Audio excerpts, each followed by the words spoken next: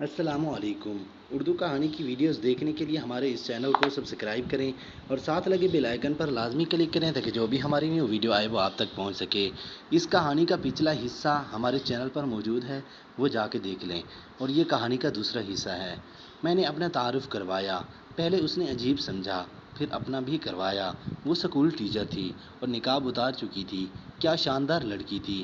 دوسرے لوگوں نے ایک بار دیکھا تو عجیب سمجھا، مگر میں نے اور اس لڑکی نے یوں تاثر دیا کہ جیسے میاں بیوی ہیں۔ ہم ایک ہی وقت میں 2 سیٹوں پہ بیٹھے تھے، جیسے کپل ہوں۔ پھر وہ میرے ساتھ آ کر باتیں کرنے لگی۔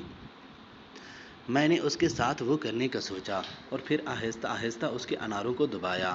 اس نے برا نہ منایا اور دوپٹہ سیٹ کر کے پھر باتیں کرنے لگی۔ میں نے پھر اس کے اناروں کو پکڑ کر دبانا شروع کر دیا۔ اس کو بھی مزہ آ رہا تھا اور وہ میرے سے چپک کر باتیں کرنے لگی۔ میرا کھڑا ہو گیا تھا اور پھر میں نے دیکھا کہ سب سو رہے ہیں اور اس کو اپنی باہوں میں لپٹا کر اس کے ہونٹوں کو چوسنے لگا۔ اس نے تھوڑا ڈر کر منہ کیا، مگر میں نہ رکا اور اس کو سہلاتا دباتا اور کسنگ کرتا رہا۔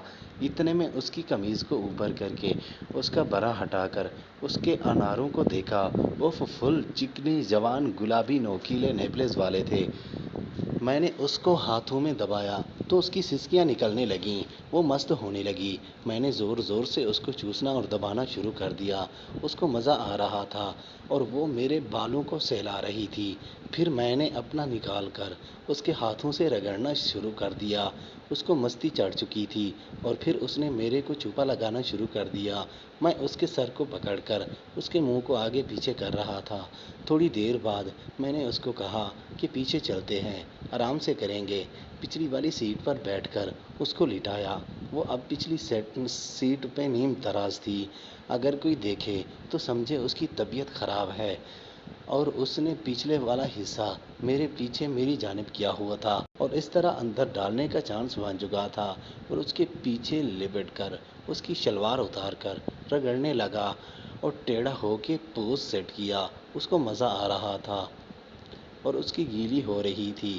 میں نے اس کو اپنے باہوں میں دبا کر ایک زور سے جھٹکا مارا اور اس کے ہونٹوں کو اپنے ہونٹوں سے دبا لیا۔ اس کی سانس لمبی ہوئی۔ پھر میں نے نان اسٹاپ اس کی لگانے لگا۔ وہ بھی مزے لے رہی تھی، بس ہلتی تو خود بخود، ہم بھی ہلتے تھے۔